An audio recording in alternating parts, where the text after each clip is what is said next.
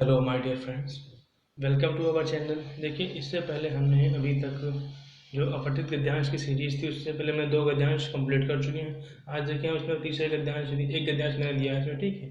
तीसरे गद्यांश को देखेंगे। आपके यूपी ट्रिपल एसपी पेट में आपके 2 गद्यांश पूछे जाएंगे और 10 क्वेश्चन उसके लिए दिए रहेंगे। मैं हर वीडियो में आपको बताता हूँ कि 2 गद्यांश आएंगे और 10 प्रश्न रहेंगे, 10 नंबर के रहेंगे, ठीक है। मैं आपको एक एक गद्यांश हर एक लेक्चर में कवर कराता हूँ, ठीक है। आपके एग्जाम से पहले इसकी मैं अच्छी खासी आपको प्रैक्टिस करवा दूंगा। तो चलिए शुरू करते हैं और हाँ, एंड तक देखें। पांचों क्वेश्चन आप आराम से पूरे गद्यांश को अच्छे से पढ़ें, उसके बाद देखें, आपको जरूर इससे फायदा मिलेगा, ठीक है। तो चलिए शुरू करते हैं बिना किसी देरी के। देखिए, सबसे पहले हम गद्यांश को पढ़ें और गद्यांश को पढ़ने से पहले देखिए, हमें गद्यांश पहले नहीं पढ़ना है। इसको पढ़ने से पहले हम अपने प्रश्नों को देख लेते हैं एक बार शास्त्रीय नज़र से। हम अपने प्रश्नों को देख लेते हैं, उसके बाद हम अपने पेपर में पेश करेंगे। पहले हम पांचों क्वेश्चन दिए रहे हैं, उन पांचों प्रश्नों को एक नज़र से देख लेंगे कि उन प्रश्नों में क्या क्या हमें पूछा गया। उसके बाद हम आराम से अपने जो गद्यांश को पेंसिल लेके उसको टिक करते रहेंगे कि कौन कौन से की पॉइंट हमारे क्वेश्चन में पूछे गए थे और यहाँ हमें वो टिक करने हैं, ठीक है। तो चलिए पहले हम प्रश्नों को देख लेते हैं कौन कौन से प्रश्न हमारे हैं। पहला है कि देखिए, साहित्य समाज का दर्पण है, यह कथन किसका है। आप जब गद्यांश पढ़ेंगे तो आपको उसमें से इसका अर्थ आराम से मिल जाएगा, इसका आंसर आपको उसमें से मिल जाएगा, ठीक है। दूसरा प्रश्न है, साहित्य समाज का डैश है। तीसरा है कि यदि समाज शरीर है तो उसकी डैश डैश है। यानी आपको जब आप गद्यांश पढ़ेंगे ना, तो आपको आराम से उनके जितने भी प्रश्न आपको यहाँ पे मिलेंगे, उनका आंसर उसी में से निकल जाएगा। घबराना बिल्कुल भी नहीं है, ठीक है। चौथा प्रश्न है कि इस गद्यांश का उपयुक्त शीर्षक है। और आगे बढ़े तो पांचवा है, उपरोक्त गद्यांश में समाज का विशेषण होगा, ठीक है। समाज का क्या विशेषण होगा। देखिए, मैंने इससे पहले वाले वीडियो में ही आपको बताया था कि आपको देखिए एक दो क्वेश्चन ऐसे, एक क्वेश्चन जरूर मिलेगा, एक तो शीर्षक बताने वाला जो थोड़ा डिफिकल्ट होता है कि अच्छे से हम रीड नहीं कर पाते पैराग्राफ को या गद्यांश का।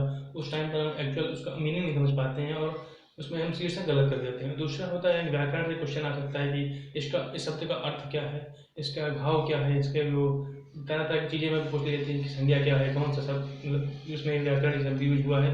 आपको उससे कुछ ना कुछ क्वेश्चन मिल जाएगा, तो थोड़ा डिफिकल्ट होती है। बाकी कोई दिक्कत की बात नहीं है, मैं आराम से करूँगा। आपके पेपर से पहले काफ़ी चीज़ों की प्रैक्टिस हो जाएगी, तो आपके जो 10 नंबर हैं वो कभी मिस नहीं होंगे, ठीक है। तो चलिए अपने एक पैराग्राफ पर वापस चलते हैं।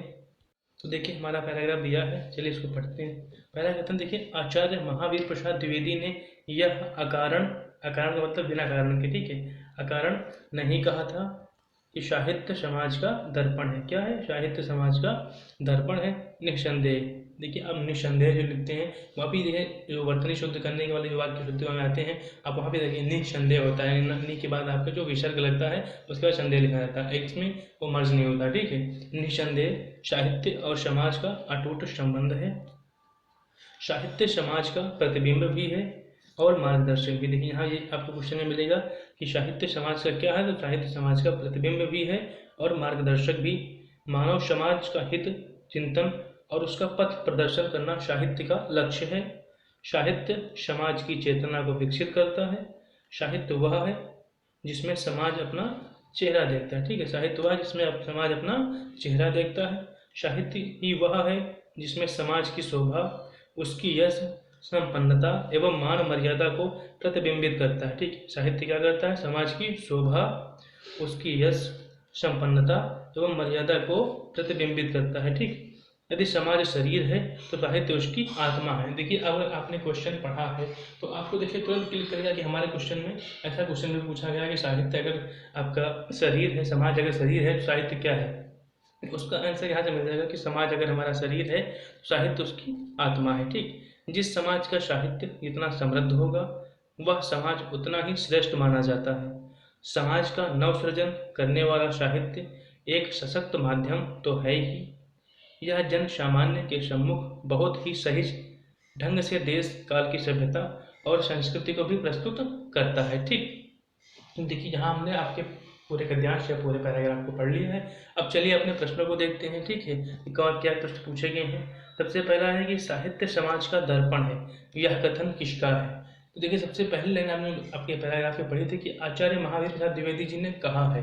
तो सबसे पहले जो साहित्य समाज का दर्पण है आपका, जब देखिए मैं बार बार पैराग्राफ नहीं दिखा पा रहा हूँ, ठीक है, लेकिन आप जब अपने पेपर में गद्यांश को पाएंगे तो उसमें हर क्वेश्चन से पहले आप एक बार जरूर टिक जो है टिक किया वहाँ पे देख लेना कि हाँ वही एग्जैक्ट है, और ऑप्शन जरूर ध्यान से टिक करना, क्योंकि जो गोला भरने वाले आपके मार्क शीट आती है उसमें कभी कभी बाहर निकल जाता है या कहीं दूसरा जल्दी में दूसरा भर देते हैं। तो आप एग्जैक्ट जो क्वेश्चन करिए तुरंत उसके देखिए आपका जो उसमें आंसर वो टिक कर दीजिए, उसको गोला भर दीजिए, ताकि वो बाद में मत रखिए कि नहीं मैं पहले 100 क्वेश्चन आराम से टिक करूँ अपने पेपर पे उसके बाद में गोला भरूंगा। नहीं, आप एक क्वेश्चन करिए तुरंत अपने मार्क को अपना 1 नंबर जरूर पक्का कर लीजिए, ठीक है। वो बाद वाला काम मत कीजिए, मैं भी ऐसा करता था, आप भी ऐसा कीजिए, ठीक है। तो पहला आंसर क्या हो जाएगा कि साहित्य समाज का दर्पण है, यह कथन आपकी किसका है, आचार्य महावीर प्रसाद द्विवेदी जी का है। ऑप्शन 3 आपका सही हो जाएगा। और हाँ, ऑप्शन बहुत ही ध्यान से देखिए, क्योंकि कभी कभी सिमिलर ऑप्शन दे देगा, जैसे अभी ऊपर मैंने दिया आचार्य हजारी प्रसाद द्विवेदी और आचार्य महावीर प्रसाद द्विवेदी, इस दोनों में देखें हजारी और महावीर दोनों इतना सा चेंजेस है, बाकी लगभग सेम ही है। तो जल्दी में ध्यान नहीं करते और अपना टिक कर देते हैं हजारी जी को, ठीक है। आपका जो ऑप्शन सही इसमें है आचार्य महावीर प्रसाद द्विवेदी जी, ठीक है। अगले प्रश्न में बढ़ते हैं। दूसरा प्रश्न है कि साहित्य समाज का डैश है। अगर देखिए आप पैराग्राफ जो ऑप्शन वो भी देखेंगे तो आपको आराम से मालूम हो जाएगा कि हाँ आपको पैराग्राफ तो जानने की जरूरत नहीं है। ये प्रतिबिंब पहला है, देखिए प्रतिबिंब एवं मार्ग विहीन। साहित्य कभी भी मार्ग से विहीन आपको नहीं करेगा, ठीक है। ये तो पहला बिल्कुल इलिमिनेट हो जाएगा, गलत हो जाएगा। प्रतिपक्ष एवं मार्गदर्शक, देखिए प्रतिपक्ष बिल्कुल भी नहीं होगा, क्योंकि प्रतिपक्ष का जो अर्थ है वो होता है विपक्ष में, ठीक है, अगेंस्ट। तो साहित्य को कभी अगेंस्ट नहीं भेजेगा, ठीक है। प्रतिपक्ष एवं मार्ग विहीन ये भी बिल्कुल नहीं होगा। चौथा है प्रतिबिंब एवं मार्गदर्शक। आपने अपना जो पैराग्राफ था उस पर पढ़ा था कि साहित्य समाज को प्रतिबिंब और उसका मार्गदर्शक है, ठीक है। तो ऑप्शन आपका 4 बिल्कुल सही हो जाएगा।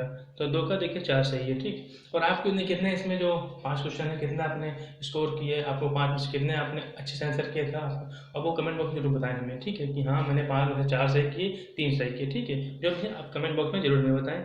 अगला तीसरा प्रश्न है कि यदि समाज शरीर है तो उसकी साहित्य उसकी डैश है, क्या है। देखिए अभी मैंने ऊपर जो पैराग्राफ पढ़ा था तो आपको टिक कराया था कि यदि समाज शरीर है तो साहित्य उसकी क्या है, आत्मा है, ठीक। ऑप्शन 4 बिल्कुल सही हो जाएगा, क्या है, आत्मा है, ठीक है। आगे बढ़ते हैं अगले प्रश्न पर।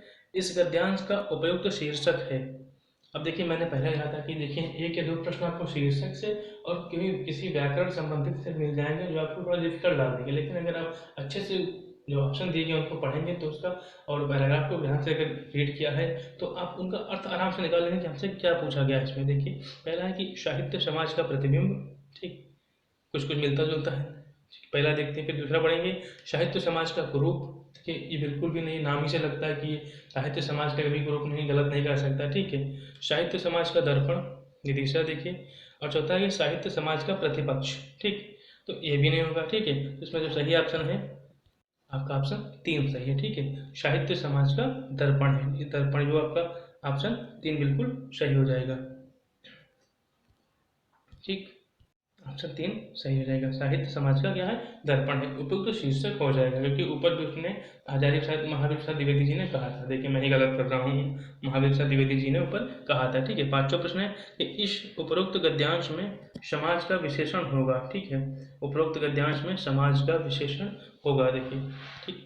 सबसे पहले देखिए समाज एक संज्ञा है, ठीक है, और सामाजिक कोई शब्द नहीं होता है। यह पहला ऑप्शन आपका एलिमिनेट हो जाएगा कि सामाजिक कोई शब्द नहीं होता है, ठीक है। सामाजिकता देखिए ये भी संज्ञा ही है, तो ये आपका तो है ही नहीं, वो समाज का विशेषण पूछ रहा है, ठीक है। सामाजिक और सामाजिक, देखिए सामाजिक कोई शब्द नहीं होता है, ठीक है। सामाजिक कोई शब्द नहीं है, आपका ऑप्शन 4 बिल्कुल सही हो जाएगा, सामाजिक, ठीक है।